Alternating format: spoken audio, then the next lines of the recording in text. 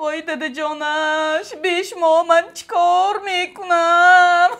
مایه پرتافته کجا میرید داده جانش وای داده جانش ایدیگلان لبای تو در جهان ما هستی میدونی چی زنک جان لبای پیش همه مردنم لحظه های آخران ماندگی میخواهم که این خیلی نگویید داداش این خیلی یک چی را ای تو فهمم در همه قصر سال زندگی مان تو مده یگان بار خیانت کردگی زنک جان وای داده جانش این چای گیری چای خورید داده جانش چای مان تو زنک فقط راست شو بگو کی میدونه ما همه یگان منود ماند یگان ساعت ماند آخران لحظه های دیدار یکدیگر داده جانش فقط راست شو بگو یگان بار مد خیانت کردگی یا نه وای داده جانش اگر ما همشه شما به یک نقل کنم و رفت و شما نمورید چی؟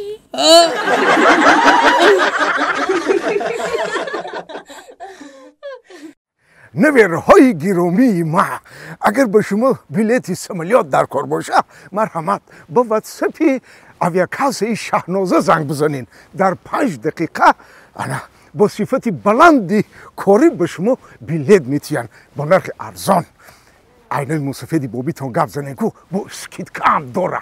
استفاده ببرین لبای مادر جانی عزیز هم تو ها نه دخترتون نیه گفتم من نرفتم هفته می آمده که خدا اگر خواهد بابا جانی عزیز مادر جانی عزیز ما میریم یک وقت تشویش نکشید خب نغز مانید من نزدم به کلینت آمدگی از کسال آمدگی بیمار هم من نزدم به بیمار آمدگی برای همین خوب شده است خب وقتتون گرفتم عذر مادر جان اول شما مانید بعد من مولم مادر جان بعد من مولم مادر جان خب خوش منم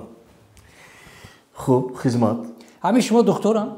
نه شما دکتری دندان شما دکتری دندان شما میدونی چیکار کردی منم شما ایده گیره شما مرا شناخته اصلانوف نه شما مرا شناخته اکی دکتر شما روزی گذشته آمده بودید روزی گذشته من دندانکنی اومدم پیش شما یاد داری آخه نه شما برای چی دندانی درمند مونده ای دو طرف 4 5 تا دندانی سوزه کنده برای چی این همش از روی نقشه چه نقشه آخر من یک بار شما بینم دندانتون یک بار بینم خدا شما چه دکتر من کمتر میگردیم یا من بینم من راستی گپ نامتون چی دلشاد جان گوسفندی قشقاری سلیم بای همین خیل شد من همین متدی که پیش بردم خیلی گوسفند نقش رفت شما هم خدا خواهد صحت سلامت بشید تو اکنون دکتر آمدن این محله دکتری آدم به این محله آمدن خودم یه میکنم دشوار باشد هم یک کسبی پرشرف است به مردم یاردم میکنم ای دو طرف 4 تایی دندان کنده شما دندانای سوز کنده دندانی درمان همینجا ایستادگی برای چی آخه شما خودتون گفتید که یک ماه این دندان سبیل مانده شب و روز شما رو عذاب داد هم تو بعد من چیکار کردم کردید من قصد شما رو از وای دندان گرفتم چخیل گرد و اطرافشان که دندانی همیشه کندم کنده دندانی بیمار ایستاده انا یک خودش میایستد تنهاگی با و تاریکی با انا میبینیم که حیاتش زهر میگرده بعد شما اکا جان فراموش نکنم یک هفته باید یگان چی نخورید او پولی که شما گرفتید رفیق دکتر یک هفته او سوستاد 3 ماه هیچی نمیخوریم نغز مونه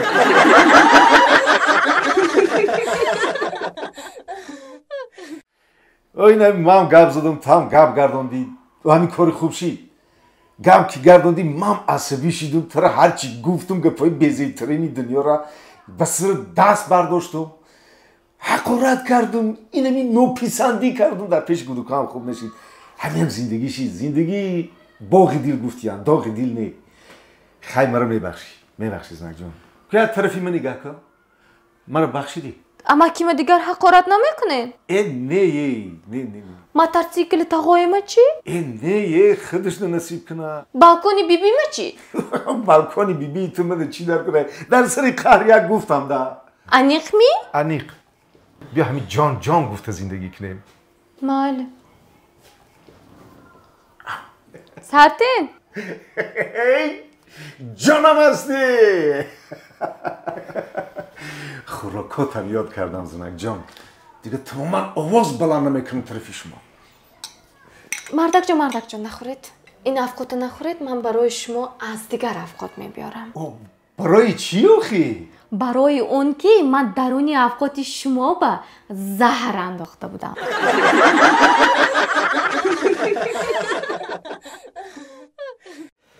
بچه دادا گوش کن لبای دادا جون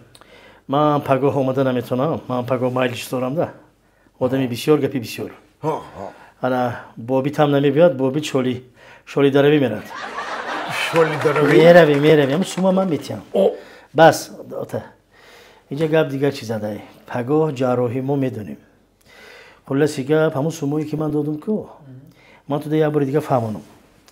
فراش میدروید 10 سوم میتی فهمیدی فراش ده البته سانیتارکا میدروید 20 سوم میتی فهمیدی البته خیرورگ وقتی که میدره کرچش قطع اینجا تا چخی کنند کو هوای ده 250 ته ها فراموش نکن فهمیدی باز یک آدمی دیگه های نارکوستیاگ میگن انا وای نارکوستیاگ به 1000 میتی فهمیدی فهمیدی یه بار بس دادا جون من چرا نفهمیدم چرا همین شما گفتید که اونو پولشواک ده 10 سومون ته ویش ده 20 سوم ته اوش ده آخه میگه که جراح ده 250 سومون ته نارکوستیاگ ده نارکوس میته 1000 سومون بله آخه ای همه کار زیاد تا کو جراح میکنه ای دانا چی ما وای ده 250 تیمو نارکوستیاگ ده 1000 سوم ای اوچات به نرفتم و گوش کو مرا همون نارکوستیاگ ده 30 سوم تی هم بس های الله که آخه تو خواب میکنه توی بعد اومده بیدار میکنه اونا 6 سال پیش همه آتام ماما تا آور همیجا خیرور ده 250 ایشتا فلان ایشتا چونان همون دارو تیگ دا آمده 20 سومان داد نخیزاند ماما را باید دادیم من مادر را باید دادیم خطاگی با بیتا تکرار نمیکنم فهمیدی؟ یا دعا تینه که میخیزیم به همین هم ماشین اکنیت ندارد تیله کرنش نکراتا تسترک شفای کامل بیوی که شالی نادره و مانده بچه الله آتا من نگاه کنیم حاضر میبرویم اینجا کمپیرا بسیار هم مشه نگاه نکنیم میریم راست ماشین فهمیدی رفتیم ها بچه بعد جراحی بروی زنگ زن